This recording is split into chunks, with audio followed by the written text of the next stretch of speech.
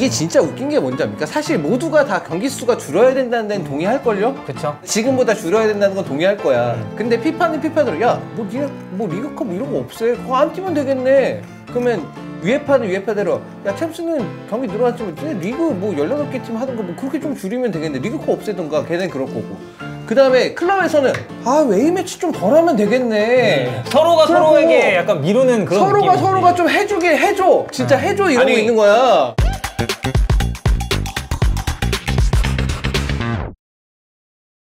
(2024년 10월 15일) 수요일입니다. 히든풋볼 수요일 오늘은 3명이서 함께합니다. 안녕하세요, 황동현입니다. 안녕하세요, 박찬입니다. 안녕하세요, 송영주입니다. 네, 오프닝 토크는 저희가 잠깐 전에 좀 짧게 얘기하긴 했는데 K리그 얘기를 좀 해보려고 합니다. 어쨌든 이 MH 브레이크, 인터내셔널 브레이크가 끝났고 이제 다시 K리그가 시작이 되는데, 오늘 오후 3시에 이 파이널 A 6개 구단 미디어 데이가 이제 진행이 됐지만, 사실 올 시즌은 이제 그 파이널 A보다는 B 쪽이 훨씬 더 이제 좀 박 터지는 그런 경쟁이 예고가 돼 있지 않나. 왜요? 전북이 여기 있어서? 사실 좀 이상하잖아요. 여기 있는 게. 그런 적이 그러니까 승강제가 실시되고 나서, 그리고 스플릿이 나눠지고 나서 이랬던 적이 한 번도 없었는데, 갑자기 이제 전북이라는 두 글자가. 약간 그런 느낌도 좀 들죠. 지난 시즌 순위표에 이 판을 들고 한번 이렇게 확 친 것 같아요. 이제 또 광주도 있고 이제 그러다 보니까. 뭐 인천 같은 경우에도 그렇고, 물론 이제 상위 스플릿에 있는, 그러니까 파이널 라운드 그룹 A에 있는 팀들은 그만한 능력이 있고 가치가 있기 때문에 있는 것이지만, 그렇죠. 이 B에 있는 팀들 봤을 때도 아쉬움은 있다. 그래서 뭐 지금 파이널 A 같은 경우는 아무래도 울산이 조금 더 치고 나가는 모양새고, 이 파이널 B를 보면은 광주가 7위, 그리고 그 밑으로 제주, 대구, 전북, 대전, 인천인데, 인천이랑 광주 승점 차가 11점 차고, 제일 이제 박 터지게 몰려있는 구간이 이제 딱 요 구간이죠. 제주부터 전북까지. 8위, 9위, 10위 이 세 팀 승점 차가 이제 4점이고, 대전도 사실 이제 2점 차로 바로 이제 추격을 하고 있는데, 공교롭게도 이번 주말 전북과 대전이 전주성에서 붙습니다. 저희 거 가거든요. 이제 왜 가죠? 패배 요정인가요? 아니요, 패배 요정이 아니에요. 제가 제일 최근에 직관했었던 경기가 그 경기입니다. 그 권창훈 선수의 극적인 버저비터가 나왔었던 그 경기였고, 이 전북대전 경기를 이제 제가 보러 갈 건데, 진짜 뭐랄까요, 좀 살떨립니다. 이게 진짜 그 다이다이 같은 느낌이 좀 있고, 이번 주는 또 특이하게 이제 금요일 경기가 있어요. 광주랑 대구가 이제 광주에서 펼쳐지고, 토요일 날 있는 경기가 이제 전북대전, 그리고 인천 제주 경기. 요렇게 준비가 돼 있습니다. 파이널 B 이제 첫 경기를 좀 앞두고 있는데, 좀 전체적인 판도는 어떻게 보십니까? 파이널 B는 잘 모르겠어요. 왜냐면은 조금 전에 얘기했다시피 순위도 그렇고 승점 차도 그렇고, 남은 5경기 동안 요동칠 수가 있다는 생각이 좀 들거든요. 어떤 일이 벌어질지 어떤 일이 벌어질지 몰라요. 그래서 오늘 올라온 뉴스에서 그런 뉴스를 봤어요. A매치 기간 이 2주 동안 애가 타고 있다. 그러니까 모두가 걱정하고 있다는 거예요. 파이널 B에 있는 이 관계자들이 어떻게 될지 모르니까. 근데 이제 중요한 건 뭐냐면, 파이널 이 그룹 B에서의 첫 경기, 요 경기를 잡고 가야 됩니다. 무조건. 그러니까 기선제압에 선빵을 쳐야 된다. 특히 전북 대전 경기는 이 경기는 정말 중요한 경기라고 볼 수가 있죠. 사실 전북 대전 돈 많이 쓴 클럽들 아닙니까? 그렇죠. 기업 부담들이고. 근데 지금 순위는 10위, 11위니까 요 경기의 승자는 좀 웃을 수가 있고, 패자는 상당히 좀 암울해지지 않을까. 찬호 형은 좀 어떻게 보세요? 전체적인 판도, 뭐 어디가 좀 앞서 나갈 것 같다, 뭐 이런 거 말씀해 주셔도 괜찮아요. 아니, 광주는 일단 여유는 있는 편이죠, 사실. 광주는 여유가 좀 있는 편이고, 특히나 이제 마지막 스플릿으로 돌입하기 전에 서울과의 경기를 이제 이겼잖아요, 광주가. 그 점이 아마 전체 선수단한테도 좀 자신감이 많이 좀 있을 것 같고, 그 다음에 이제 저는 솔직히 그 대구 전북 경기가 그렇게 끝날 거라고 생각을 못 했는데, 저도요. 사실 그건 전북이 이겼어야 되는 경기예요. 그거는 사실. 근데 이게 또 다르게 생각을 해보면, 먼저 2실점을 했잖아요. 근데 그거를 기어코 역전을 해냈잖아요. 뒤집긴 했죠. 전북이. 그러니까 그런 상황이면 그거는 마무리를 그대로 지어야 돼요. 지어야 되는데 그걸 마무리를 못 짓고 오히려 져버렸네. 막판에 연속 빠박 맞더니. 그것도 무패 가도를 쭉 달리고 있다가. 그렇죠. 심지어 그 직전 경기가 6대0 대승. 대구한테 빠박 맞았으니까. 저는 사실 이 전에 K리그 관련해서 컨텐츠 할 때도 말씀드렸지만, 저는 전북은 이거 승강 플레이오프 안 갈 것 같다라고 말씀을 드렸거든요. 네. 지금도 그 생각은 변함이 없습니다. 변함이 없는데 대신에 그렇게 끝에 와서 느슨해지면서 그렇게 연속 실점하고 그런 거는 이제는 더 이상 나오면 안 된다. 이제는 더 이상 나오면 안 된다는 생각이 들고 여전히 저는 대구가 좀 위험해 보여요. 대구. 불안불안해요. 제주는 어떻게 보세요? 제주? 아까 제주도 벌어놓은 좀 승점이 있어서 여기가 좀 어쨌든 거리는 좀 있거든요. 네. 거리는 있는데 난 이 팀이 제일 모르겠어, 솔직히 제주가. 여긴 진짜 뭐 아니면 도야. 저는 올 시즌 제주는 도깨비 같은 팀이다. 네. 왜냐면 맞아요. 진짜 어이없게 지거든요. 그리고 사실 흐름이 그렇게 좋지 않거든요.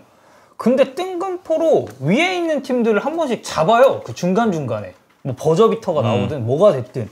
그래서 제주는 저는 처음에 저 사실 제주 대전 제일 위험하다고 생각했거든요. 네. 근데 이제 제주는 이러다가 그냥 이 파이널 B에서 어찌저찌 뭐 한 2승? 아니 뭐 1승 1무 뭐 이런 식으로 해가지고 살아남지 않을까. 제주 지금 승점에서 한 2승 더하면 그건 살거든요. 네. 네. 41점이니까. 47점 되면 거의 산다고 봐요. 그 정도 되면. 그래서 저는 제주가 진짜 아까 얘기한 대로 진짜 막 무승 연패 막 하다가 또 그래서 야 기합공도 잘리는 거 아니야? 이러고 또 기가 막히게 이깁니다. 그럴 때마다. 네. 진짜 기가 막히게 이겨서 제주도 저는 웬만하면 순위가 이거보다 내려갈지언정 승강 플레이오프까지는 안 가죠. 가진 않을 것 같아요. 9위 선에서 어찌저찌 네. 마무리가 좀 될 것 같다. 지금 찬우 얘기 들으면 네. 결국은 7위 광주, 8위 전북, 9위 제주 이런 식으로 갈 것 같다는 얘기 아닌가요? 그런 느낌이에요. 제가 이제 그 제주가 도깨비 같은 팀이라고 한 번씩 잡는다고 말씀을 드렸잖아요. 이건 그냥 제 순수 기분인데 이상하게 그게 제주 홈에서 하는 전북 경기가 될 것 같은 느낌이 좀 나거든요. 네, 제가 이제 그 경기 또 이제 쿠플메이커로 현장에 이제 가는데 내가 뭔가 그 촉이 좀 이상해. 그러니까 수원 FC전은 좀 이길 것 같았어요. 느낌이. 수원 FC가 워낙에 전력 누수도 많고 지금 분위기도 좀 안 좋았고 그 전북이 이제 대승을 하면서 뭔가 살아난 느낌이 나왔는데 뭐 어쨌든 한 경기 한 경기가 너무 살아오른 판이라서 올 시즌은 파이널 B가 그 어느 때보다 좀 박진감이 넘치지 않나 싶은데 뭐 아무래도 광주 대구, 전북 대전, 인천 제주 이 세 경기 중에서 제일 주말에 기대되는 매치는 전북 대전이시죠? 그쵸? 네. 네. 저는 근데 광주 대구. 오히려 왜냐하면 광주가 대구한테 약해. 또 그래서 상성 봤을 때 이거 만약에 여기 이거 만약에 또 네. 딸깍 이거에 당하면 이것도 당하면 광주도 이상해져요 모양새가. 아니 사실 대구가 그 딸깍 컨셉 버린 지가 조금 됐는데 또 이제 전북전에서 이기니까 영정님은요? 전 전북 대전이에요. 그래도 전북 대전이다. 네. 왜냐면은 이 경기는 정말로 인천에게도 영향을 미치겠지만 승강 플레이오프를 하지 않고 버틸 수 있느냐 여부가 결정날 수가 있거든요. 그렇죠. 예. 그래서 이 경기가 가장 관심이 집중되지 않을까. 아무래도 이제 맞닿아 있는 팀이고 좋습니다. 어쨌든 파이널 B도 이제 시작이 되고 뭐 저희가 언급을 뭐 크게 하지 않았지만 파이널 A도 이제 다시 이제 재개가 되니까 우승 경쟁 그리고 이제 강등 경쟁 여러분들 K리그도 많은 관심 부탁드리겠습니다. 아마 뭐 주원이 형이 K리그 경기 중에 또 몇 경기를 픽해가지고 주말에 중계를 할 거예요. 하겠죠. 예, 네. K리그를 이제 꾸준하게 또 해왔었기 때문에 그래서 이제 뭐 그런 경기들도 한번 같이 저희랑 이스타TV 입중계할 때 같이 봐주시면 더 재밌지 않을까 라는 생각입니다.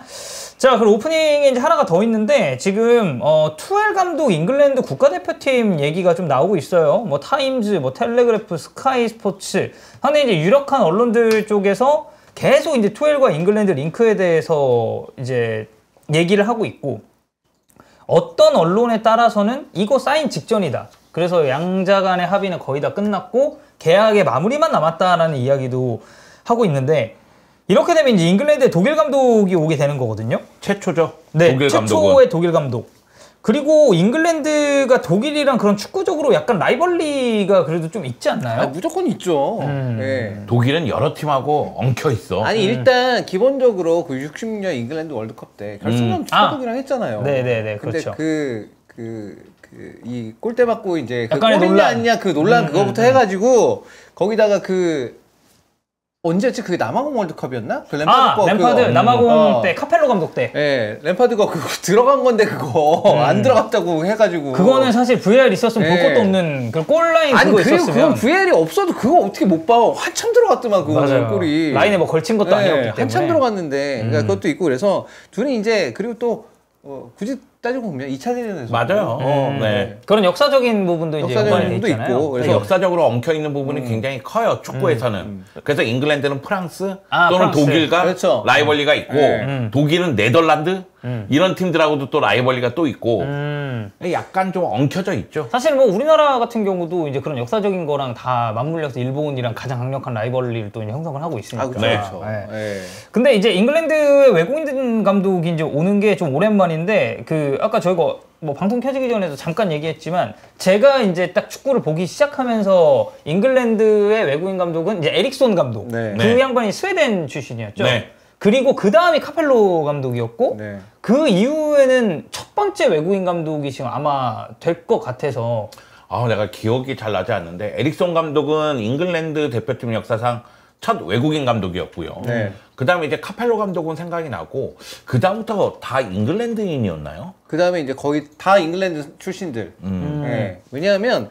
그 우리가 다른 축구 그 잘하는 나라들이 대부분 그렇지만 외국인 감독을 잘 안 쓰려 그래요. 그 당연한 게 우리가 축구를 이렇게 잘하고 여태까지 쌓아온 역사가 있는데 왜 우리가 굳이 외국인 감독을 써? 잉글랜드는 더 하죠. 또. 자부심이 있기 때문에 그런 게 그래서 그 에릭슨 감독 선임될 때도 그래서 그러니까 내부에서도 논란이 좀 있었어요. 왜냐하면 왜 우리가 왜 외국인 감독 왜 써야 되냐. 그때 굉장히 시끄러웠어요. 네.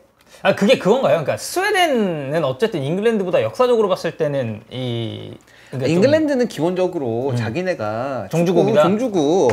얘네 협회 이름은 FA 아니야 그냥 FA 죠. 그냥 FA. 그리고 컵 이름이 FA 컵이잖아. 프리미어리그도 맨 처음엔 그래도 잉글리시 프리미어리그 이거 하다가 지금 이거 아예 떼가지고 지금 프리미어리그라고 하잖아요. 프리미어리그는 우리가 원조야 이 얘기잖아요. 사실 세계에 많은 프리미어리그가 있는데 예. 그래서 이제 그런 부분이 아마 이제 더 좀 보수적으로 작용이 되지 않았을까라는 생각이고 뭐 지금 채팅창에서 얘기하시는 것 중에 하나가 지금 잉글랜드 국적의 감독풀이 좀 별로인 것 같다라고 이제 말씀하시는데 저거에 대해서는 어떻게 생각하세요? 에릭son 감독이 부임할 때부터 잉글랜드 내에서 저 얘기가 나왔던 거예요. 사실. 잉글랜드 감독풀은 좀 생각보다 적다. 그러니까 우리가 이렇게 뛰어난 스타 선수들이 있음에도 불구하고 왜 메이저대회에서 우승을 못하는가? 그거에 대해서 이제 의문점을 던지고 얘기하다 보니까 우리가 지도자 육성이 약하다. 그러면은 정말로 능력을 발휘할 수 있는 우승과 친근한 지도자를 데리고 오자.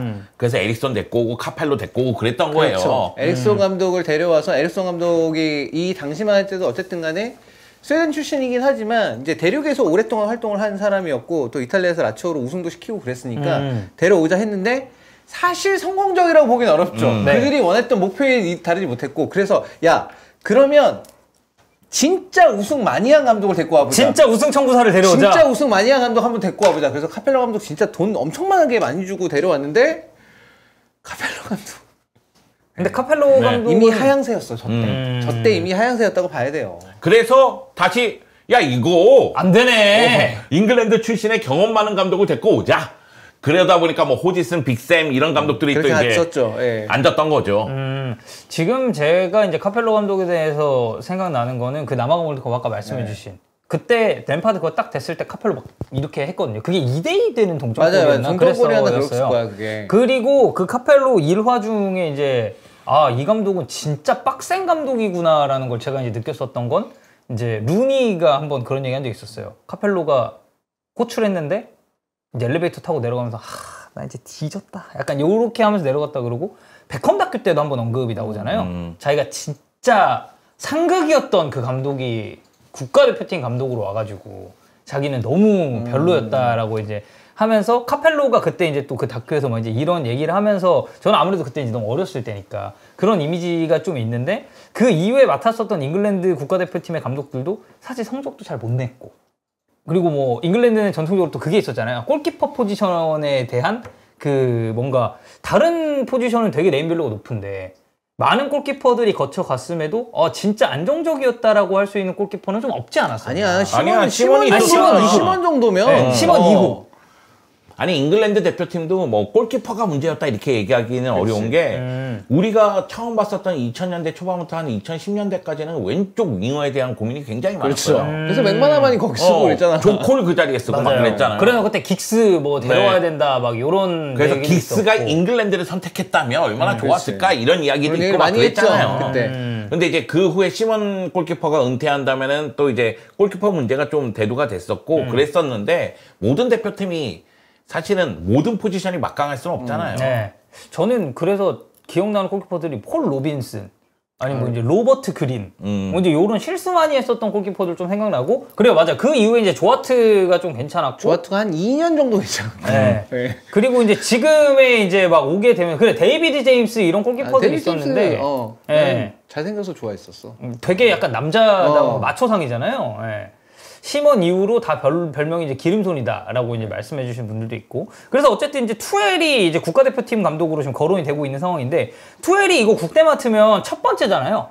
클럽팀에서 커리어만 이어오다가 투엘이랑 국가대표 궁합은 어떻게 보세요? 시스템 자체가 클럽이랑 완전 다를 텐데. 아, 나 근데 약간 그 어차피 투엘 감독이 어차피 보면 우리 그런 얘기 많이 하잖아요. 투엘 감독이 찍은 픽은 뭔가 못 믿었다. 믿업지 못하다. 오히려 그런 면에서는 대표팀이 낫다. 아, 영입을 할 수 없어요. 뭐 어떻게 할 수가 없잖아. 근데 대표팀 차출이 이상하게 하면 어떡해? 아, 선수 선발을 아예 이상하게 하지 못할 거 아니야. 그러니까 주축의 핵심 멤버들은 어차피 있는 거고 걔네들이 잘하는 거에 다 인정을 할 텐데 이제 여기서 몇몇만 이제 바뀔 텐데 지금의 대표팀에 일단 뭐 사우스게이트 감독이 그동안 워낙 선수들을 많이 뽑아서 잘 써놨기 때문에 거기서 크게 난 벗어날 거라고 생각은 안 들거든요. 그렇다면 괜찮다. 그리고 지금 보면은 사실 파머가 이 시점에서 굉장히 많이 성장했다는 것도 폴 파머. 지금 그 제가 볼 땐 수엘 감독이 맡았을 때는 좀 도움이 될 것 같아요. 그동안은 파머보다는 포는 좀 더 어쨌든 대표팀에서 좀 더 중용되던 그런 모양새였었는데 파머가 이게 좀 중용되지 않을까. 영주형님은 좀 어떻게 보세요? 저도 부정적인 면보다는 긍정적인 면이 좀 더 강해요. 왜냐면 투엘 감독도 대표팀 지붕 잡으면서 새로운 도전이잖아요. 네. 그리고 투엘 감독도 사실은 벼랑 끝으로 몰리고 있는 상황에서 그러니까 한창 주가 올릴 때 비해서는 지금 많이 좀 내려온 그러니까 투엘 감독도 명예회복을 위해서 무언가 하고자 하는 의지가 매우 강할 것 같고 그리고 잉글랜드 선수들이 그 어느 때보다 저는 굉장히 좋다고 생각을 하거든요. 아, 그러니까 선수 풀 자체가 거기다가 지금 있는 선수들은 경험도 있어. 소위 얘기해서 메이저 대회 뭐 16강, 8강에서 매번 떨어졌던 그런 게 아니라 4강까지 갔었던 그 경험이 있는 선수들이 있단 말이에요. 네, 뭐 막말로 유로는 결승 무대도 또 이제 밟았었고. 그럼 북중미 월드컵에서의 성적이 목표일 거 아니에요. 네. 북중미 월드컵에서 어느 정도 갈지 모르겠지만 제가 생각하기에는 괜찮은 선택 같다. 아, 투엘이 잉글랜드로 이제 부임하는 거죠. 잉글랜드도 투엘이 괜찮다는 거죠. 그러니까 서로가 지금은 좀 딱 맞지 않았나. 서로에게 약간 윈윈이 될 수 있는 그런 계약으로 갈 수도 있다. 뭐 이제 잉글랜드가 형님들이 말씀해 주셨던 것처럼 그 이제 한창 사우스게이트 이제 유로 막 시작하기 전 막 이럴 때 뭐 유로 때도 마찬가지였지만 66년 이후에 가장 높은 성적을 낸 잉글랜드 대표팀이었잖아요. 이 지금 커리어들이 월드컵 4강, 유로 결승 2번 갔으니까 대단한 거긴 한데 뭐 근데 결국에는 우승을 못했으니까. 그건 매우 크죠. 네. 축구를 집으로 데리고 온다고 그렇게 외치더니만 데리고 오지 못했죠. 그 피터 형의 그 노랫소리가 이제 아직까지도 축구를 집으로 데리고 왔었던 거 이제 그 FM에서 저랑 했었던 그 가상 현실에서만. 그래서 뭐 어쨌든 투엘 얘기로 지금 굉장히 핫하기 때문에 투엘이 맞는 잉글랜드 국가대표팀은 또 이제 어떻게 돌아갈지. 자, 히든 라이브 넘어가겠습니다. 오늘 주제는 아무래도 뭐 앞서서 말씀드렸듯이 인터내셔널 브레이크가 이제 마무리가 됐기 때문에 대표팀의 두 경기가 좀 어땠는지를 전체적으로 한번 돌아보도록 하겠습니다. 일단 3차에서는 세 번째 경기였죠. 요르단과의 경기. 사실 저는 이제 이 경기가 원정에서 또 치러지기도 했고 요르단한테는 우리가 좀 안 좋은 기억이 있었기 때문에 뭐 어느 정도 좀 불안감이 있지 않나라고 아마 팬분들도 생각을 하셨을 것 같아요. 근데 이재성 선수 득점 그리고 오영규 선수 득점으로 2대0 깔끔하게 승리했고 바로 어제 용인미르에서 있었습니다. 3차에서 네 번째 경기 이라크전. 뭐 이라크 역시도 사실 만만한 상대가 아니기 때문에 어느 정도의 불안감은 내포했으나 그리고 끝까지 추격을 당하는 모양새였으나 결국에는 이제 오세훈, 오연규 그리고 다시 한번 이재성 선수의 득점이 터지게 되면서 3대2로 승리를 거두게 됐습니다. 이 두 경기 합쳐봤을 때 제일 인상적이었던 선수 한 명 꼽으라면 누구 꼽으시나요? 이재성이죠. 이재성. 네. 이재성이 가장 눈에 들어왔죠. 그리고 이재성은 이 2경기 연속골뿐만이 아니라 이라크전에서 한 골 한 개 도움 아닙니까? 그렇죠. 여기다가 손흥민 선수가 빠지면서 팀 주장 역할은 김민재가 했지만 공격을 누가 이끄느냐. 물론 이강인 선수가 에이스로서 움직인 건 사실이지만 네. 이강인에 대한 집중 견제가 계속 있었잖아요. 그 뭐 상대하는 입장에서도 어쩔 수 없는 선택이었고. 네, 그 가운데 이재성이 공격을 너무나 잘 풀어줬고 그리고 이재성 플레이를 봤을 때 아 저런 플레이가 축구 센스가 있는 선수가 하는 플레이지 축구 지능이 진짜 높은 선수가 보여주는 플레이지 센스가 엄청 좋은 네, 타입이에요. 그런 느낌이 들었어요. 찬우 형은요? 저는 배준호 선수. 배준호. 안 그래도 지금 채팅창에서 배준호 얘기가 굉장히 많이 나오고 있습니다. 그 첫 번째 이제 우리가 요르단이라는 경기를 했었을 때 이제 손흥민 선수가 없는 자리는 이제 당연히 화이찬 선수가 나올 거라고 예상은 다 했었죠. 근데 네. 화이찬 선수가 너무 이제 불의의 부상으로 인해서 좀 빨리 빠지게 됐잖아요. 그 다음에 이제 엄지성 선수가 들어갔어요. 저는 엄지성 선수도 굉장히 잘했다고 저도, 봐요. 네. 잘했다고 보고 엄지성 선수가 광주에서 잘했던 플레이들 그리고 사실 지금 광주가 어려움을 겪고 있는 이유 중에 하나는 엄지성처럼 온도볼에 굉장히 강한 선수가 측면에 없기 때문에도 한편의 이유가 있는데 실제로 이정현 감독이 네. 인터뷰에서 엄지성 있었으면 좀 달랐을 거다라는 훨씬 얘기도 했죠. 편했죠. 네. 네. 그런 부분이 좀 있었는데 그것 때문에라도 이제 엄지성 선수가 이제 대표팀에 와서도 그런 플레이를 보여주니까 아 굉장히 괜찮다 싶었는데 엄지성 선수도 이거 무슨 진짜 그 근데 황희찬 너무 선수랑, 거쳤어, 이 황희찬 경기가. 선수랑 거의 비슷한 시간 뛰고 또 부상 때문에 네. 이제 빠졌잖아요. 그래서 어쩔 수 없이 또 배준호 선수가 나왔는데 배준호 선수에게는 어떻게 보면은 좀 뭐 자기가 준비가 좀 덜 되었는데 이제 교체로 나가는 그런 상황일 수도 있었는데 나와서 배준호 선수가 자신감 있는 플레이를 정말 잘 보여줬고 그게 이제 이라크와의 경기도 좀 이어졌다는 생각이 들어요. 그래서 그런 부분이 가장 인상적이지 않았나. 네.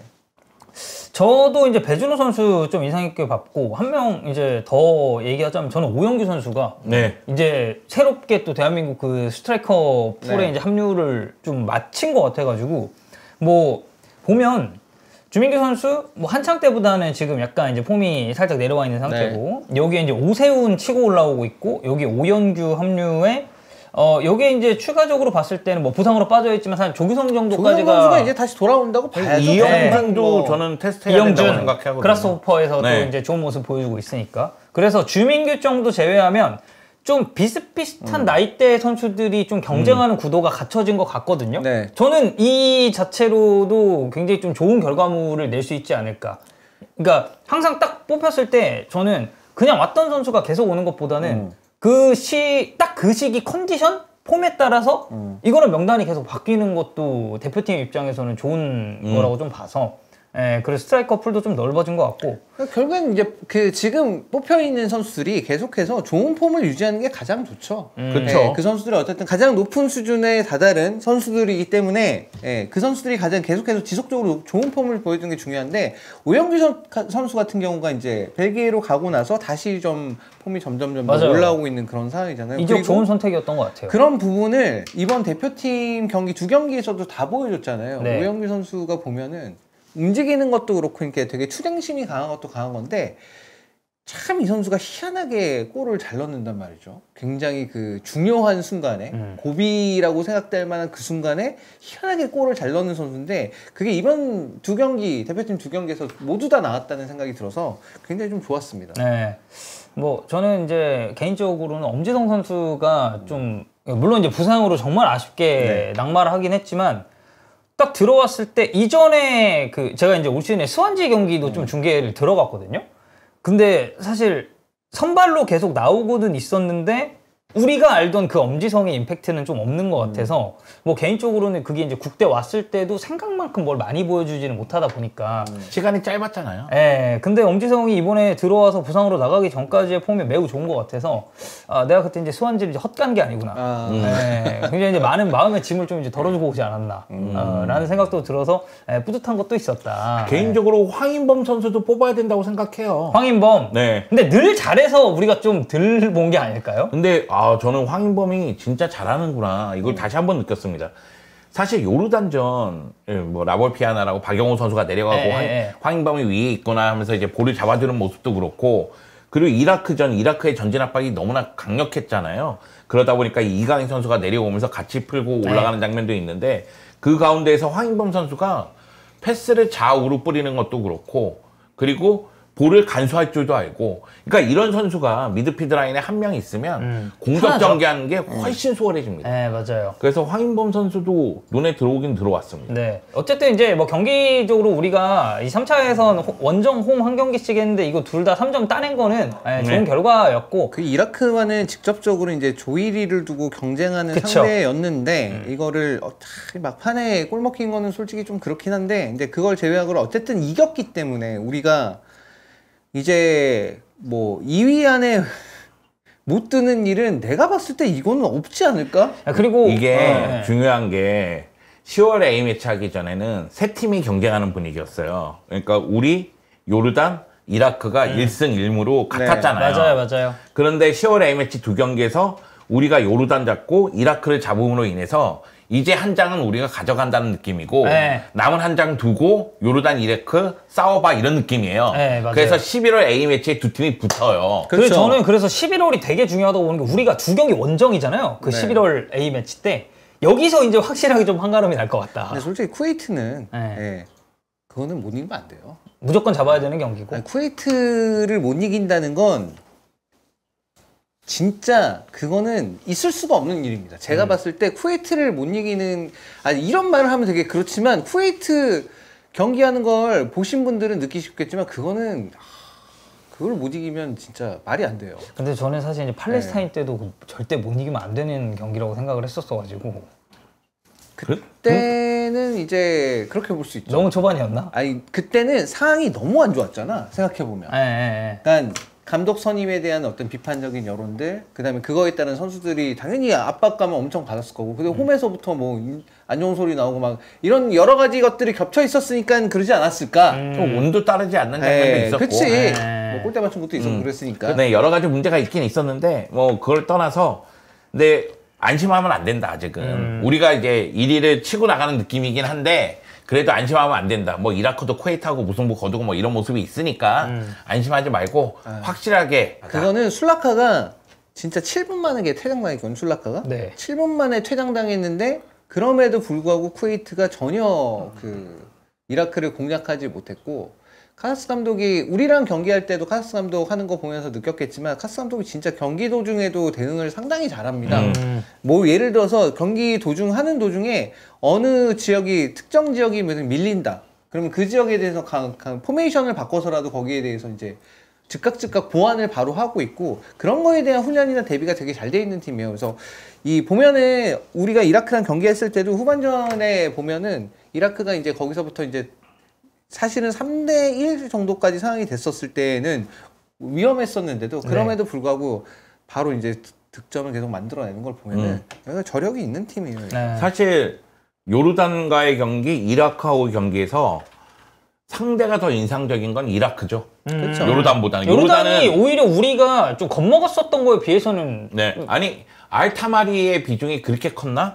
알나이마트가 후반전에 나오긴 했지만은 전반전부터 못 나왔으니까 아이나이마트의 빈자리가 이렇게 컸나? 이런 느낌이 좀 드는 경기였고 반면에 이라크 같은 경우에는 감독이 대처를 정말 잘하는구나. 특히 이제 후반전에 알리자심 넣으면서 이게 공격에서 딱 변화를 주는 모습 그리고 그 장면에서 골이 터진 모습 봤을 때는 감독이 대처를 진짜 잘하는구나. 이런 느낌이 좀 들었고 1대1로 압박하는 것도 굉장히 인상적이었습니다. 그래서 저는 이라크가 더 인상적인 팀이라는 건 분명한 사실이고 다만 이라크전은 마지막 골은 실점하지 말았어야죠. 그러니까 물론 마지막 그거 바이시한테 먹힌 거. 물론 후세인에게 실점하는 장면도 저는 뭐 아쉬움이 매우 큰 장면이긴 해요. 후세인이 너무나 멋있게 넣긴 했지만 그런데 3대1로서 완전히 승기를 잡은 상태에서 그런 상태에서 바이시에게 코너킥 상황에서 실점했잖아요. 그 장면은 좀 이건 너무 집중력이 떨어지는 장면인데 사실 강팀은 그런 장면이 나오면 안 되거든요. 그렇죠. 그러니까 먹힐 거 막아내고 그리고 뭐 이제 지킬 거 딱 지켜서 깔끔하게 마무리하는 과정을 이제 원했으니까. 홍명보 감독 자체가 지금 선수 교체한 거 보면은 3대1로 마무리하겠다는 선수 교체였어요. 맞아요. 그러니까 문선민하고 오영규 넣은 거 외에 그 다음에 변화는 이재성이 골이 터진 다음에 이제 변화를 주잖아요. 네. 뭐 그렇죠. 홍현석이라든가 백승호. 백승호라든가. 그러니까 이대로 마무리하겠다는 선수 교체였는데 그 다음에 이승우 실점을 선수는 해서 약간 그런 느낌도 있어요. 이승우 선수. 그래. 너 고생했다. 오래간만에 나오지? 약간 이런 느낌이 가자! 있었어. 가자, 승우야! 약간 이런 이런 느낌도 좀 있었는데. 교체될 때 표정 엄청 좋던데? 근데 그 이후에 실점을 해버려가지고. 그게 왜 문제가 되냐면, 셋피스 상황할 때 보면은, 우리가 실점은 결국 바이시 선수 헤더로 끝났지만, 보면 바이시 선수하고 술라카 선수가 같이 서 있거든요, 거기. 그 자리만 딱 마크가 없어요. 두 명이 동시에 들어가 있었음에도 불구하고, 약간 앞쪽에 김민재 선수가 있었는데, 거기서 이제 그 앞에서 못 끊으면 그냥 여기 바로 걸리는 거였기 때문에, 그거는 약간 확실히 집중력이 좀 흐려진 게 맞는 것 같아요. 그리고 뭐 공중볼 문제일 수도 있겠지만은 네. 김민재 선수가 홀로 일당백이긴 하지만 네. 뭐 모든 지역을 다 커버하고 모든 공중볼을 다 따내고 막 이럴 수는 없잖아요. 물론 이제 뭐 정말 그 정도의 기량을 갖춘 선수긴 하더라도. 그래 조유민 선수가 이전 9월 A매치 때 선수들보다는 훨씬 더 김민재 선수하고 호흡도 좋았어요. 좋았다는 예. 생각이 들어요. 맞아요. 다만 김민재 선수가 수비할 때 앞으로 치고 나가서 딸려 나갔을 때 그때 김민재 선수하고의 이 조유민 선수하고의 간격 그리고 그 공간 어떻게 커버할 것이냐. 이거에 대한 생각은 갖고 있어야 될 것 같다. 아, 그러니까 공간이 순간 뭐 이게 라인이 벌어진다든지 네. 하면서 생기는 그런 공간들을 이제 말씀을 하시는 그렇죠. 거잖아요. 예. 뭐 그래서 뭐 전체적으로 봤을 때 승리한 건 좋았지만 우리가 분명히 이제 보완할 점도 있었던 이번 A매치 2연전이었던 것 같고 아까 그 이영준 선수 얘기 잠깐 하셨잖아요. 네. 이번 대표팀 명단 오른 선수들 제외하고 추가적으로 뭐 이영준 선수처럼 뭐 한 요 선수도 좀 테스트를 해봐야 되지 않을까라는 그런 선수 생각나는 선수 있으신가요? 뭐 어린 선수 중에서라든지. 아니 양민혁 선수는 한 번 더 해야죠. 양민혁 써야죠. 선수 같은 네. 경우에는 한 번 더 해볼 필요가 있고 우리가 이선 자원들이 이제 굉장히 좋은 너무 선수들이 많아. 많다는 게 이제 확인이 됐어요. 손흥민 선수가 없더라도 황희찬 선수, 엄지성 선수, 그다음 배준호 선수까지 모두 다 왼쪽 지역에서 광범위하게 영향력을 발휘할 수 있는 선수다라는 게 이제 확인이 됐었고, 근데 양민혁 선수는 어쨌든 강원에서는 우측으로 더 많이 나오니까 이제 우측 윙어 선수들에 대해서도 물론 이 자리는 사실 이강인 선수가 거의 붙박이라고 봐야겠으나 네. 어쨌든 중요한 상황, 뭐 이강인 선수가 뭐 잠깐 뭐 휴식이 필요한다든가 뭐 그런 상황이면 또 이제 한번 또 고려는 해봐야 네. 되는 부분이니까. 네. 그래서 이제 이렇게 한 번씩은 써봐야 되는 선수들이 있겠고. 그리고 수비수들 중에서는 뭐 이한범 선수나 김지수 선수 같이 어쨌든 해외에 나가 있는 선수들 이야기가 나오고 있는 선수들이죠. 한 번씩 써보긴 해야 될 것 같아요. 그 다음에 김주성 선수도 뽑히기만 하고 자꾸 경기는 잘 못 나오니까. 김주성? 김주성 네. 근데 선수도. 보고 싶어하는 팬들이 많더라고요. 네, 맞아요. 근데 이제 지금 이제 김민재 선수가 이제 왼쪽으로 이동한 상황에서는 사실 더 어려워지긴 했죠. 그게. 그쵸, 나올 가능성이 네, 더 이제 어려워지긴 낮아지긴 했지. 했는데. 아니, 그래서 김주성이 왼쪽, 김민재가 오른쪽. 오른쪽. 요 조합을 보고 싶다는 분들이 굉장히 많아요. 아, 오히려. 네, 오히려. 김주성 선수 보고 싶으신 분들은 뭐 그렇게 충분히 이제 생각하실 만하고 그리고 지금 뭐 얘기 나오고 있는 그 3선 자리에도 뭐 이제 약간 어린 선수들이 있지 않을까라고 찾아보면 권혁규 선수가 이제 권혁규? 그렇게 네. 뽑힌 거죠. 뽑힌 건데, 그러니까 권혁규 선수 같은 경우에는 테스트를 해봐야 되긴 할 텐데, 그래서 저는 이번 A매치에서 이제 두 번 다 결과가 좋았잖아요. 우리 여유가 많이 생겼어요. 그래서 이거 두 개 다 잡으면서 앞으로의 경기들 중에서 우리가 2위권 이상이 확실시 되는 상황이 오면 네. 그때부터 테스트 많이 해볼 수 있을 것 같거든요. 장기적으로 봤을 때는 우리 팀의 목표는 지금 이 월드컵 지역 예선 통과하고 이게 아니라 본선은 일단 무조건 가야 되고 북중미 월드컵 가서 거기서 얼마나 좋은 성과를 거둘 것인가. 그 영망망도 본인 입으로 얘기했잖아요. 8강 가면 목표라면서요. 8강 가려면 토너먼트 2번 이겨야 돼요. 이제 32강, 16강 이겨야 돼. 그러면 토너먼트 2번 이겨야 되는데 그런 거 생각하면 결국 2026년 여름에 어떤 선수들이 가장 좋은 폼일 것이며 그다음에 그 선수들이 그때까지 어느 정도 준비가 될 것인가를 그 준비하는 과정이니까 그런 과정에서는 이제 이런 조금 젊지만 대표팀 경험은 별로 없는 선수들을 조금씩 기용을 해봐야겠죠. 네, 테스트를 해야죠. 네.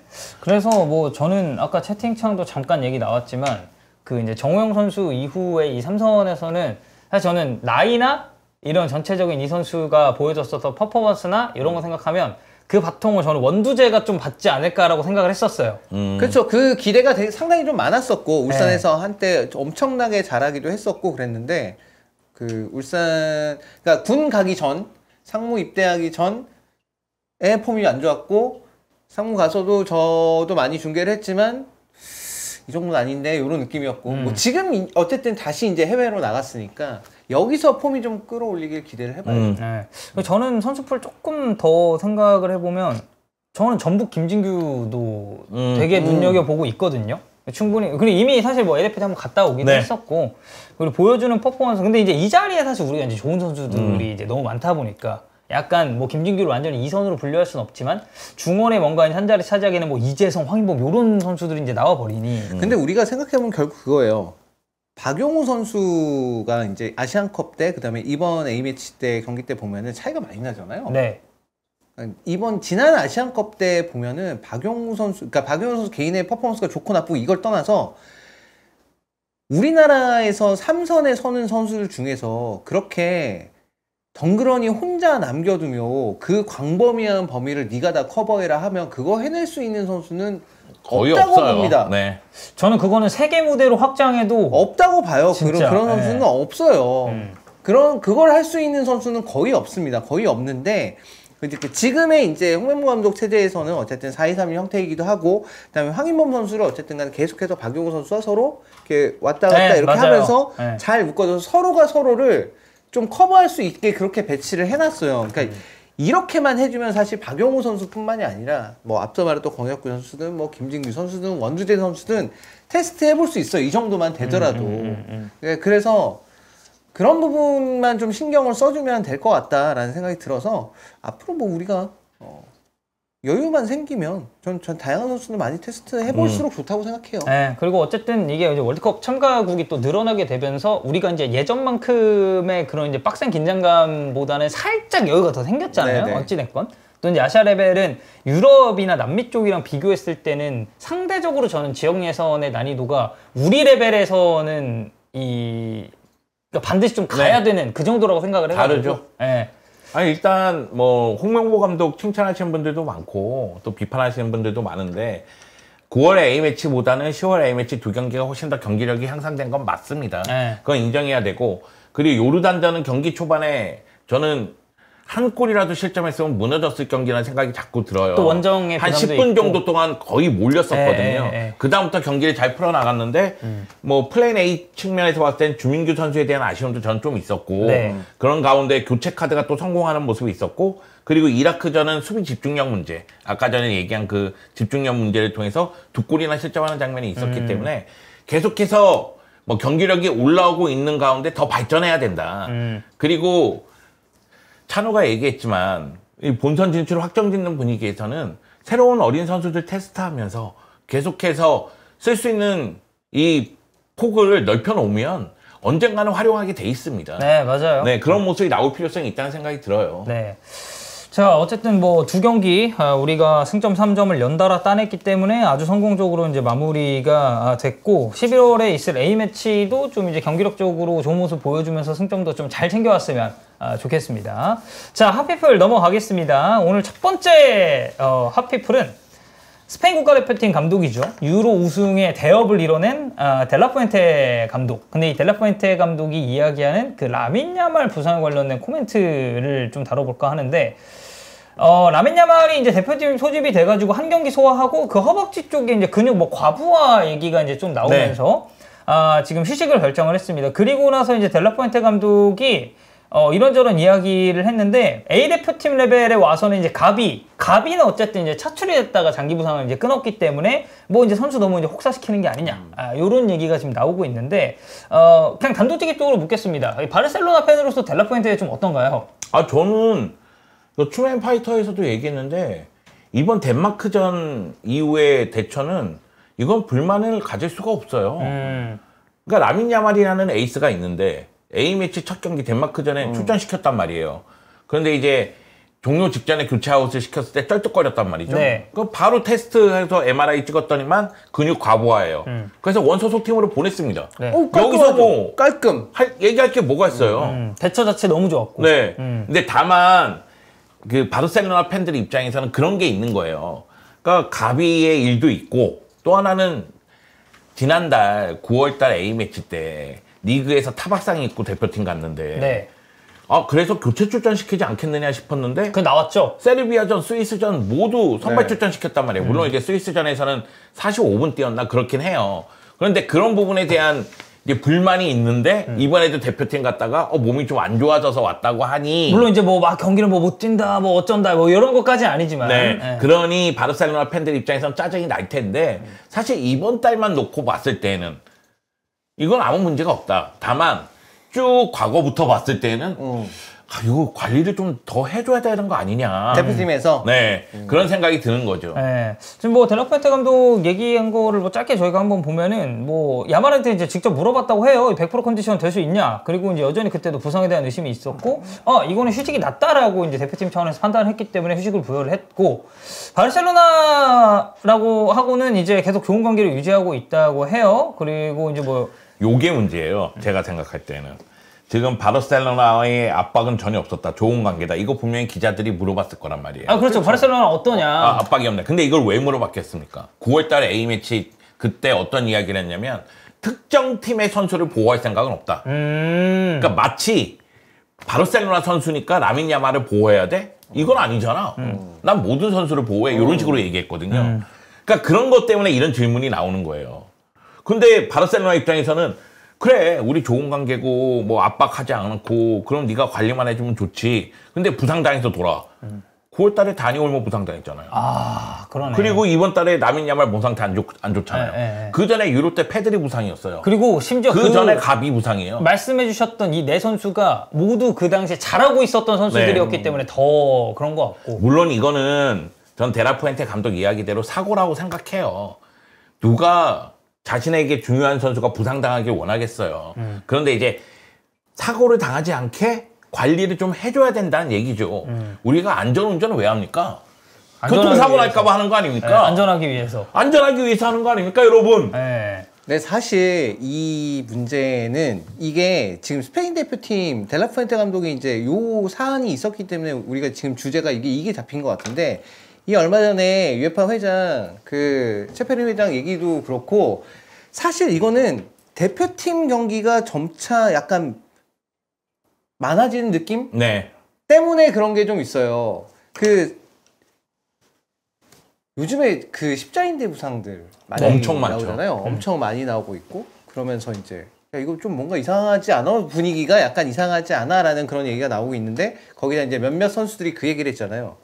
경기 수가 너무 많고 이거에 대해서 한번 조절이 있어야 된다라는 얘기를 했고, 로드리는 이제 그 얘기를 하고 파워팔도 모른다 얘기하고 나서 며칠 안 지나서 이제 진짜 아예 아웃이 돼버렸으니까. 시즌 아웃 돼버렸고, 근데 세페레는 그 얘기 했잖아요. 야, 그런 얘기 하는 애들 다 돈 엄청나게 많이 받는 애들이 있는데. 맞아. 그 얘기 했어. 인터뷰 동안. 네. 정말 쓰레기 같은 발언이라고 생각합니다. 저도 그렇게 생각해요.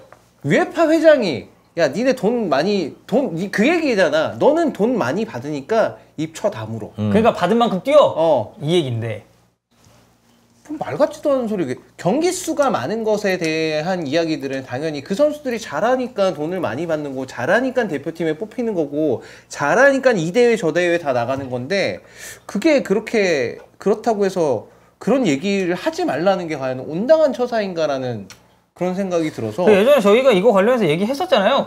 이제 막 경기 수 너무 많아가지고. 비교하는 것도 웃긴 게, 그 경기 못 나가 돈 적게 받고 나가는 선수를 한 경기 나가는 게 소중하다고. 아니, 당연히 그렇죠. 그거야. 선수라면 누구나 한 경기 뛰는 게 당연히 소중하죠. 그거에 대한 얘기를 하는 게 아니잖아. 너무 많은 경기가 특정 선수들한테 몰려 있다는 게 이제 문제인 거지. 그게 무슨, 야, 너는 돈 많이 받으니까 뛰지 말고, 뭐 너는 그냥 닥치고 있어야 되고, 야, 돈 적게 받는 애들은 얼마나, 얘들은 불쌍해. 얘들은 경기 뛰어야 되는데, 그럼 그들을 위한 경기를 좀 만들어 주시던가. 저는 앞으로 중요 선수는 스타 선수는 대표팀 경기를 픽할 수도 있다고 생각해요. 어제 아니라 그제죠. 저희가 이제 그 음바페 관련해서 네. 이제 얘기할 때 그 얘기를 좀 했었는데. 사실은 우리나라 정서에는 맞지 않죠. 이 대표팀에서 뛴다는 것 자체가 엄청난 영광이고 또 헌신이기도 한데, 그런데 경기 수가 이렇게 많으면, A매치가 이렇게 많으면 중요 경기가 아니라고 생각이 들면 감독과 이제 얘기해서 이번 달에 A매치에서는 제가 지금 몸 상태가 너무 좀 그러니 좀 빼주셨으면 좋겠습니다. 그러면 감독이 오케이 해서 다른 선수를 뽑을 수도 있는 그런 상황이 또 될 수도 있다고 생각해요. 그렇죠. 근데 이제 감독의 성향에 달려 있는 거죠. 데라프한테 같은 감독은 왜 와서 뛰어야지 이렇게 하겠죠. 드라프트 굉장히 꼰대로 보시나요? 아니. 엄청 꼰대로 보는 것 같은데. 그러니까 이 발언들의 종합한 형이 가지고 있는 델라푸엔테에 대한 이미지가 그런 느낌인가요? 이거 데라프 꼰대 아닙니까? 네, 데라푸엔테. 하여튼 제가 생각하기에는 감독의 성향에 따라서는 선수들이 아마 경기를 좀 픽하는 상황이 올 수도 있지 않을까. 그러니까 선수 입장에서는 한 번 부상당하면 지금 막 십자인대 부상 나오면서 막 이런 큰 부상이 줄줄이 이어지고 있으니까 선수들 입장에서도 당연히 경계심을 가질 수밖에 없는 상황이 온 것이 아닌가 생각을 합니다. 네. 뭐 어쨌든 뭐 이런저런 의견들이 상당히 많은 것 같고 뭐 여러분들도 뭐 채팅창에서 활발하게 지금 소통하시는 거 잘 보고 있습니다. 뭐 이 건에 관해서는 사실 뭐 저는 의견을 충분히 갈릴 수 있는 거라고 생각하긴 합니다만. 근데 영주 형이 얘기한 거는 만약 그런 일이 자주 벌어졌잖아요. 그럼 피파가 지랄할 것 같은데. 야, 이거 다 의무차출 규정 만들어놨는데 있는 건데 왜 안 나와? 이럴 것 같은데. 그래서 다들 그렇게 얘기하잖아요. 나 여기 지금 근육이 막 떨려요. 그래서 이제 부상이다 이러면서 이제 약간 부상인 척하면서 빠지는 경우도 있잖아요. 이게 진짜 웃긴 게 뭔지 압니까? 사실 모두가 다 경기 수가 줄어야 된다는 데는 동의할걸요? 그쵸. 경기 수는 좀 줄여야 된다. 지금보다 줄여야 된다는 건 동의할 거야. 근데 피파는 피파대로 야, 뭐 니네 뭐 리그컵 뭐 이런 거 없애. 그거 안 뛰면 되겠네. 그러면 UEFA는 UEFA대로 야 챔스는 경기 늘어났지만 니네 리그 뭐 18개 팀 하던가 뭐 그렇게 좀 줄이면 되겠네. 리그컵 없애던가 걔는 그럴 거고. 그 다음에 클럽에서는 A매치 좀 덜 하면 되겠네. 서로가 서로에게 약간 미루는 그런 느낌이지. 서로가 좀 해주게 해줘. 진짜 해줘 이러고 있는 거야. 그런 상황이에요. 그리고 그 데라푸엔테 감독 이야기를 다시 해서 그렇지만 데라푸엔테 감독이 그랬어요. 경기 수가 많은 게 내가 어떻게 할 수 있는 문제가 아니다. 뭐 감독이 라리가협회랑 UEFA랑 얘기해라. 나는 경기가 주어지면 거기에 최선을 다할 뿐이라고 얘기를 했거든요. 그러니까 저는 그렇게 생각해요. UEFA가 네이션스 리그 같은 거, 네이션스 리그 같은 거, 컨퍼런스 리그 같은 거 새로 만들어서 경기 수를 늘려놓았잖아요. 네. 그런 거를 하지 말아야죠. 네이션스 리그는 사실 A매치 중간에 하기 때문에 사실 그 팀들은 그러니까 그게 늘어난 그 A매치를 아예 줄이면 모를까 유럽 애들은 결국 그거거든. 나 너네랑 하기 싫어. 그리고 그것도 있는데 네이션스 리그는 여기다가 무언가 뛸 수 있는 동기부여를 갖다 박아놨잖아요. 그러니까 뭐냐면 평가전만 치르면 선수들이 이 경기는 뭐 일진 나갔다가 저 경기는 아예 그냥 어린 선수들 이번에 대표팀 차출된 선수들 테스트하는 의미로 평가전 치르면 그러면은 선수들이 쉴 수 있는 시간이 생기는데 네이션스 리그 같은 경우에는 매 경기에 어느 정도 주축 선수들이 나가서 뛸 수밖에 없는 상황을 만들어 놨잖아요. 그렇죠. 그리고 그 네이션스 리그는 이제 딱 저는 그런 느낌이었어요. 처음 만든다고 했을 때, 그러니까 유럽 팀은 유럽 팀끼리만 붙는다라는 거잖아요. 사실 이제 예전에는 우리가 A매치 기간에 그 유럽 팀들하고 친선 잡아가지고 경기도 하고 뭐 원정도 가고 뭐 그런 적도 있었는데 사실 이들 입장에서도 물론 이제 돈을 우리가 지불을 하겠지만 그 기간에 아시아 지역으로 원정 혹은 남미 쪽으로 원정 아니 뭐 아프리카 쪽으로 원정 이거 자체가 이제 너무 좀 부담되는 그런 일정이라서 이렇게 짜지 않았나. 그래서 그러니까 네이션스 리그는 우리 같은 사람들이나 그거에 대해서 되게 회의적이고 좀 비판적으로 보는데 여기 되게 만족감이 높대요. 유럽 내부에서는 그런 것 같아요. 만족감이 높고 자기들끼리하고 이동 멀리 안 하고 그래서 되게 만족감도 높고 하는데 유럽 사람들이 보는데도 나름의 긴장감도 좀 있고 이래서 괜찮대. 막말로 원정 가기도 편하잖아요. 그들 입장에서 팬들 생각해봤을 때 제가 생각할 때는 팬들이 보기에는 A매치가 평가전 치르는 것보다는 경쟁하는 게 더 재밌죠. 근데 뛰는 선수들 입장에서 한번 생각해 보자는 거예요. 선수들 입장에서 그게 과연 옳은 것인가? 저는 그렇지 않다고 봐요. 지금 컨퍼런스 리그는 다르죠. 컨퍼런스 리그는 좋다고 봐요. 이렇게 얘기하시는 분들은 아마 그런 부분 때문에 그럴 거예요. 컨퍼런스 리그를 하면은 소위 얘기해서 챔피언스 리그하고 유로파 리그에서 제외됐었던 우리가 뭐 축구의 변방이라고 얘기하지만은 그런 리그의 클럽들이 또 경쟁할 수 있는 무대가 마련됐기 때문에 그래서 저는 저 의견에 사실 동의하긴 해요. 확장됐다는 생각이 드는데 저는 경기를 계속 늘리고 있다는 것 자체가 좀 부정적이다. 위험하다다는 거예요. 그냥 전체적으로. 사실 선수들의 시선도 주로 이제 집중적으로 이제 얘기를 하고 있는 건 그거예요. 지금 피파가 하는 클럽 월드컵 확대 개편하려는 거에 네. 대해서 거기에 대해서 비판이 되게 많고 그다음에 또 하나는 리그컵. 그러니까 리그컵 대회 그러니까 초점이 맞춰져 있는 게 좀 그런 거예요. 왜 지금도 경기 수 너무 많아 죽겠는데 클럽 월드컵 그거는 여름 보통 2년마다 한 번씩 큰 대회가 있는데 대표팀 경기가 이제 큰 대회가 있는데 여기에 중간에 이제 클럽 월드컵을 껴넣겠다는 거 아니야. 그러면 이제 선수들 입장에서 야 그래도 2년에 한 번씩은 내가 여름에 한 달 정도 쉬었는데 야 이거 생기면 여름 이제 매년 여름을 그냥 아예 브레이크 없이 계속 달려야죠. 못 쉬게 되는 그런 상황이 되니까 거예요. 그거에 대해서 엄청나게 좀 불만이 많은 것 같더라고요. 안 그래도 요새 그 이제 저 한 고등학교 이제 막 대학교 올라가고 한 2010년대 막 초반 이때까지만 해도 그 프리시즌이라는 텀이 되게 길게 느껴졌거든요. 그렇죠. 근데 그 이후에 뭐 ICC가 이제 생기고 미국에 가가지고 그런 소규모의 컵 대회를 막 열기 시작하고 요즘은 사실 이제 뭐 쿠팡 플레이 시리즈다 해서 아시아 쪽으로 이렇게 유럽 팀들이 오잖아요. 그래서 진짜 올해처럼 중간에 유로코파 같은 대형 이벤트 뭐 아시안컵 같은 거 하나 껴있으면 선수들이 쉴 시간이 아예 없어요. 없지 않나. 없어요. 네. 이게 다 돈인데. 아니, 사실 프리시즌에 그렇게 하는 것도 이제 그 다 금전적인 돈인데. 게 크잖아요. 그리고 슈퍼컵 같은 거 다 사우디 가서 하고 이거 다 돈인데. 다 돈이에요. 다 돈인데 그게 다 제가 얘기하고 싶은 건 그거예요. 이거를 그러니까 돈을 많이 버는 거는 당연히 중요하죠. 중요해. 그렇지. 돈을 많이 버는 건 누구에게나 중요합니다. 근데 돈을 많이 버는 방식이 꼭 경기 수를 늘리는 걸로 해결을 해야 돼?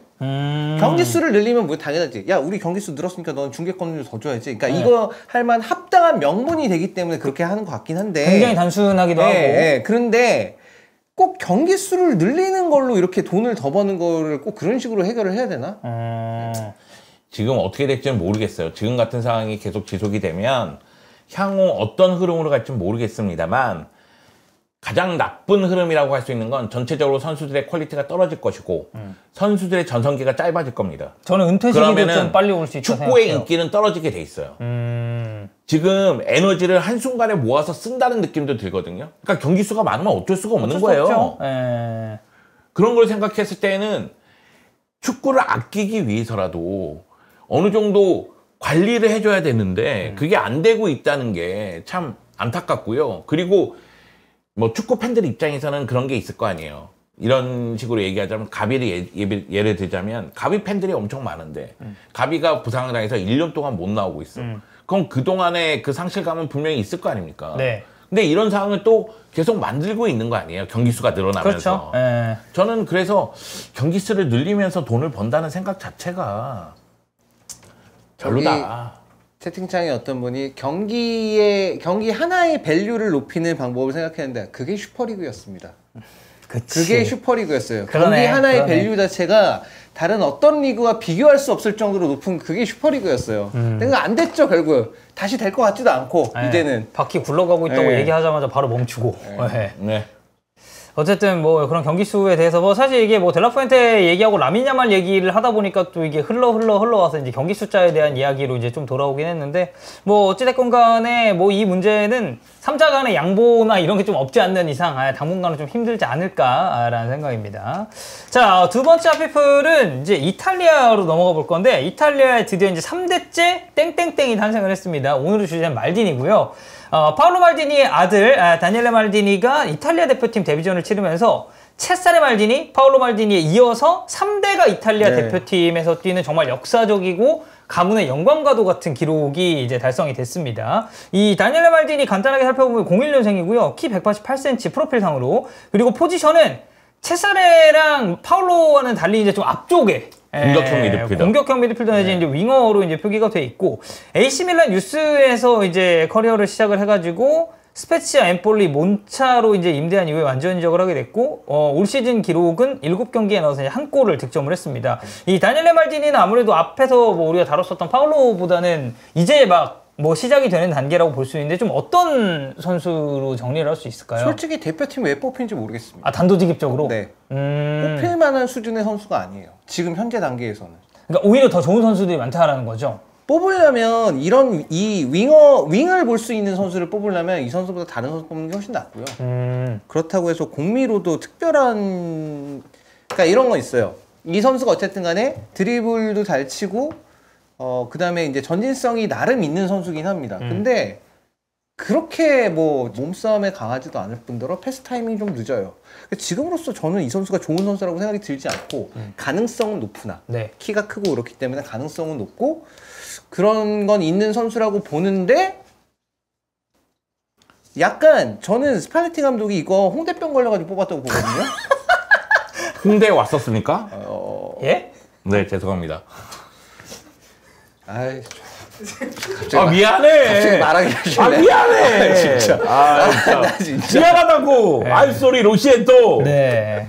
세부치. 일단은 예. 떼부치요? 네, 중국말로. 예, 떼부치. 예. 네. 일단 스팔레티는 홍대에 이제 안 온 걸로 이어가시죠. 그러니까 뽑을 거면 뭐 폴리타노나 아니면은 오르솔룬이나 이런 선수 뽑는 게 나아요. 솔직히 지금은 기량으로 봤을 때 굳이 왜 뽑는지 잘 모르겠는데 뭐 장기적으로 근데 뭐 이탈리아 대표팀이 뭐 장기적으로 누굴 뽑아가지고 키울 뭐 그건 아닌데 사실 그런 걸 생각하면 솔직히 저는 솔직히 지금 이탈리아 대표팀에 뽑힐 만한 수준의 선수는 아니다. 조금 더 지나서면 조금 더 지나서 좀 더 성장하면 모르겠는데 성장을 하려면 조금 더 선택을 빠르게 결정을 내리고 그런 부분들이 좀 그 다음에 몸싸움을 좀 더 견딜 수 있고 이런 부분이 좀 보완이 돼야 될 것 같아요. 솔직히 저는 다니엘 말디니 경기를 보면서 막 엄청 대박이다 이런 느낌은 안 들었거든요. 그 인텔이랑 경기할 때도 그렇고 그냥 그래서 약간 스팔레티 감독이 요즘에 유로 망치고 나서 그 다음에 네이션스 리그에서 조금 성과가 나오니까 조금 오버한 게 아닌가 이런 생각도 좀 들고. 자, 그래서 어쨌든 이제 3대째 이탈리아 국가대표팀 타이틀을 달게 됐는데 저는 농구 잘 몰라요. 네. 형님 근데 농구 좀 보시나요? 뭐 요즘은 거의 못 보는데. 예. 아니 아까 채팅창에 그 브로니 제임스 얘기가 이제 자꾸 나와가지고. 르브론. 네, 르브론 아들이죠 그 친구가. 그렇죠. 그런데 네. 지금 뛰는 거 보면 아들이라서 그냥. 그런 느낌이에요? 네, 그런 느낌이에요. 그 약간 돈나룸마, 형나룸마 막 이런. 네, 그런 느낌이에요. 네. 아버지와 아들이 같이 뛰거든요. 그런데 제가 봤을 때는 그러니까 피지컬 자체가 다르고 아버지가 워낙에 좋고 그리고 그 실수가 너무 많아가지고 그 아들은 좀 기대에 못 미친다는 느낌이 들어요. 근데 어쨌든 이제 아버지와 아들이 같이 뛴다는 거, 이제 파울로가 뭐 그러진 않았지만, 좀 뭐 이제 브루니 뭐 느바 실력이 아니다, 뭐 저렇게 말씀하시는 것처럼 이 다니엘도 찬우 형이 보시기에는 이건 대표팀 레벨 아직은 아닌 것 같다. 네. 저는 대표팀에 뽑힐 정도인가? 왜 뽑지? 약간 이런 느낌이었어요. 그러니까 왜냐면 저는 항상 생각하는 건 대표팀은 최고의 전력을 갖춰야 된다고 생각하기 때문에, 그러니까 그 정도 수준에 올라 있는 비슷비슷한 선수가 있어. 예를 들어서 근데 이 선수가 나이가 좀 더 어려. 그 정도라면 고려를 해볼 수 있겠지만 저는 이제 다니엘 말디니는 그 정도도 아닌 것 같아서 아직은. 그래서 이제 그런 생각을 한 거고. 그렇습니다. 그래서 이거 사실 이것저것 다니엘 말디니 관련해서 좀 물어보려고 했는데 찬우 형이 시작하자마자 대표팀 왜 뽑혔는지 모르겠습니다 이래버리니까 할 말이 없네. 그냥 딱 그 레벨이구나. 아니 내가 봐서는 별로야 그냥. 그래서 저는 아직까지 스팔레티 안 믿습니다. 아직은 아니다. 아니 프랑스 이긴 거 가지고 너무 자만하지 마세요 선생님. 이탈리아 대표팀 감독으로서 믿지 않는다고? 이탈리아 대표팀 감독으로.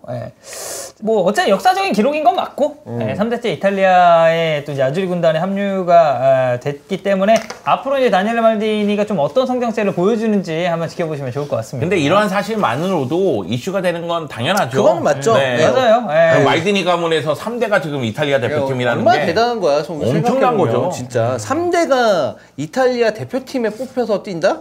참 놀라운 거지 솔직히. 사실 3대가 한 클럽에서 프로 생활하더라도 엄청나게 이슈가 되는데 맞아요. 이탈리아 대표팀에서 뛴다? 이건 어마어마한 겁니다. 체사레 말디니가 1932년생에 2016년에 이제 세상을 떠났고 파울로 말디니가 68년생이고 그리고 이제 그 다음에 이제 2000년대생으로 다니엘 말디니가 또 나온 거니까. 사실 위대한 선수 아들이 또다시 위대해지기가 쉽지만은 않죠.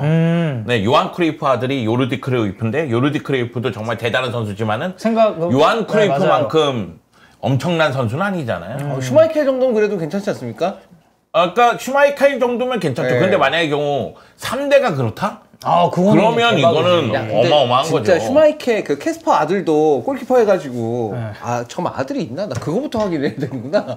캐스퍼 아들도 만약에 피터 말고 캐스퍼 슈마이켈의 캐스퍼의 아들. 만약에 3대가 골키퍼 해가지고 다 국대 타이틀 달면 그것도 그거 진짜 그것도 대단한 거지. 왜냐면은 사실 피터 슈마이켈, 캐스퍼 슈마이켈 둘 다 이제 자국에서는 진짜 기량적으로 프리미어리그에서도 그렇고 우승했네. 대표팀에서도 그렇고 프리미어리그 우승을 해봤네. 그러니까. 그렇습니다. 뭐 어쨌든 그랬다는 얘기고 핫팩플 여기서 마무리하고 다음으로 마지막으로 넘어가도록 하겠습니다.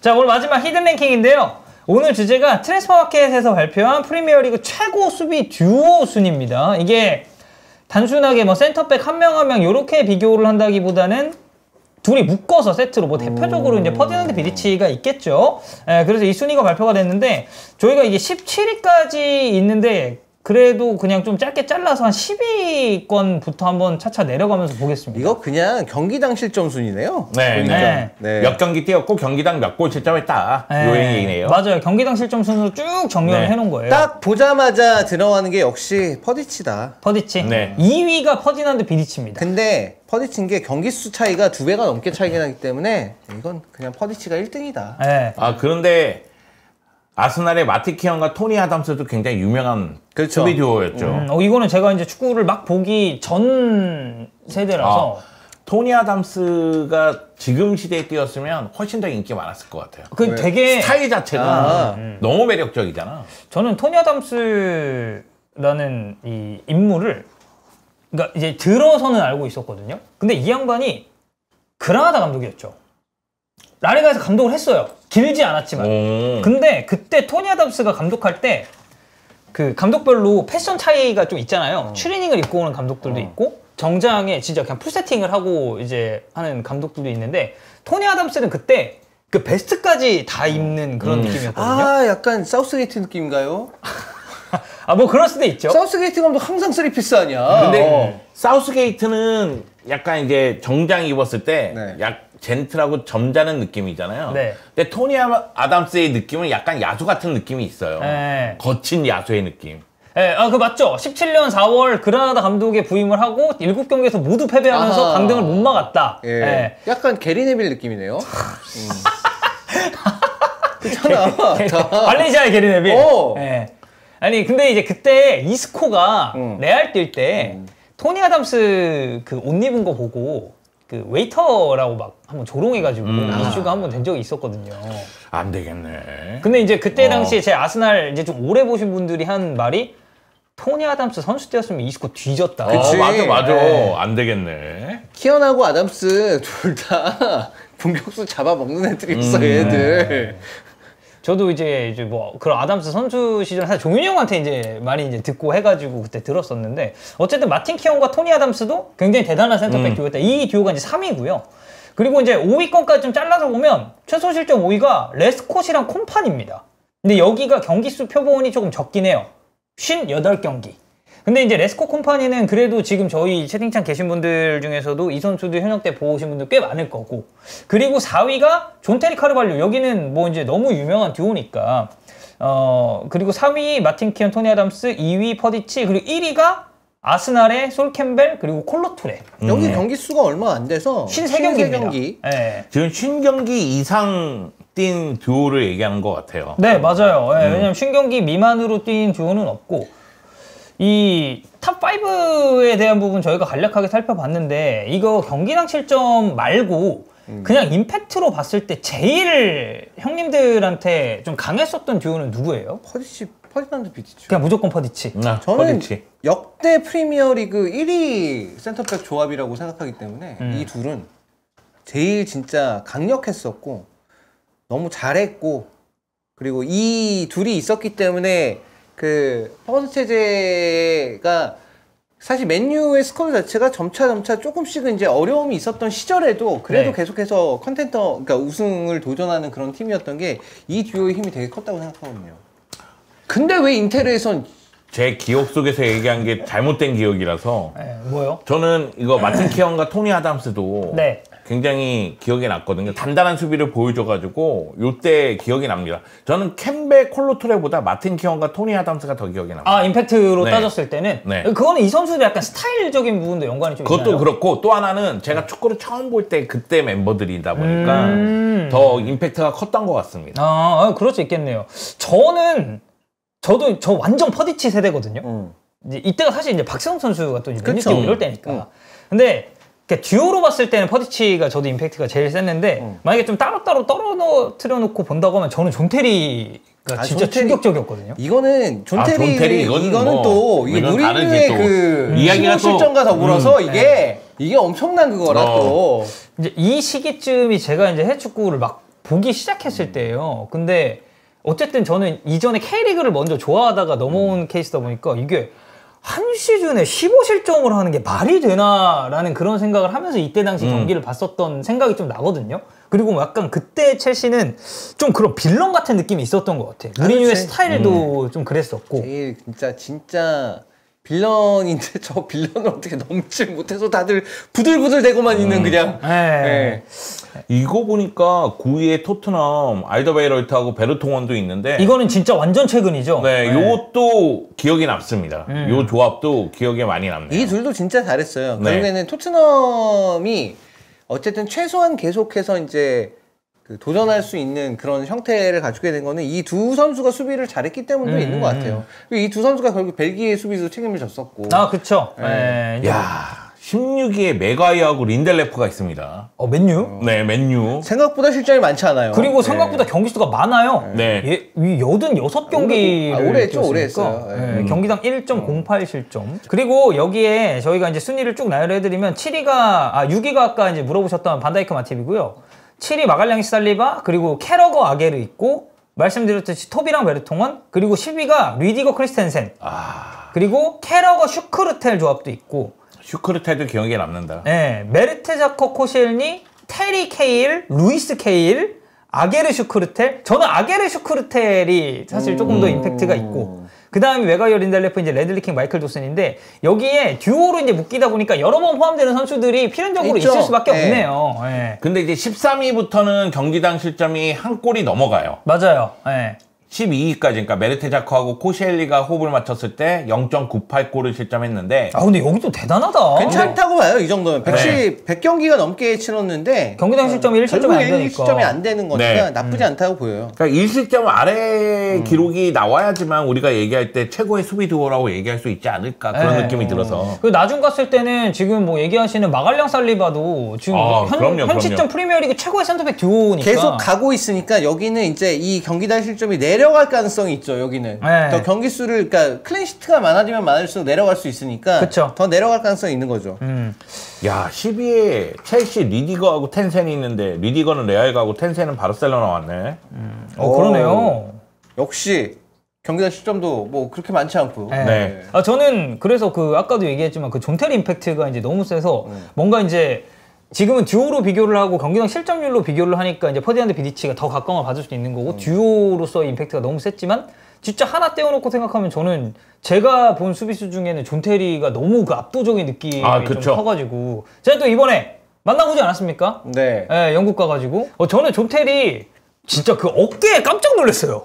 그러니까 원래도 이 선수의 체격이 참 다부지고 너무 좋다는 건 알았지만 사실 테리 형이 이제 머리가 좀 크잖아요. 예, 그래서 상대적으로 이제 부각이 많이 안 된다고 생각을 하는데 제가 이렇게 좀 안겼거든요, 이렇게. 네. 근데 제가 체구가 작은 것도 있는데 그 품 안에 쏙 들어가더라고요. 그래서 와, 진짜 이 사람 어깨도 넓고 그리고 그날 뭐랄까 이미지가 너무 젠틀하게 해서 그런가? 그럼요. 네. 그럼요. 그래서 뭐 어쨌든 이 듀오에 한해서는 아무래도 뭐 채팅창 반응도 그리고 형님들의 픽도 그렇고 퍼디치가 임팩트가 이제 너무 제일 강하죠. 네. 듀오라고 했을 때. 강했었고 이거는 자연스럽게 이제 감독이라고 본인이 감독이라고 생각을 했을 때도 이거는 퍼디치를 제일 먼저 네. 무조건이죠. 네. 이건 무조건이야. 진짜 신뢰할 수 있는. 한 명은 좀 신뢰가 덜하긴 하네요. 비디치요? 네. 네. 좀 덜하긴 한데. 근데 이제 그때 비디치는 사실 이제 많이 좀 이제 내려왔을 때 비디치 아닙니까? 왜 인테르에선 뭐 그렇게. 예. 버디치 무조건 버디치다. 난 레스콧도 좋아했어 레스콧. 왜요? 그냥 레스콧 인상이 너무 마음에 들었어요. 아 그래? 정말 다 때려 부실 것 같은 그런 인상. 그래. 사실 저는 마이카 리차즈 현역 때도 좀 그런 느낌이었어요. 네. 근데 이제 방송하면서 아예 그런 캐릭터가 아니라는 걸 보는 약간 개그 캐릭터가 됐잖아. 개그 완전 개그 개그 캐릭터가 됐지. 예. 저 오히려 선수 때보다 더 호감이에요 리차즈는 지금이. 나는 알더베이럴트하고 베르통은 이 조합도 좋긴 좋았어요. 왜냐면은 둘 다 풀백이 가능했잖아. 네. 그러니까 그렇죠. 다양한 조합이 가능한 수비 조합이라서 이 조합도 되게 좋았던 기억이 나고. 벨기에 대표팀에서 풀백들 많이 했지. 진짜 어이없게. 그리고 뭐 토비 베르통은 저는 좀 그것도 있었어요. 외모.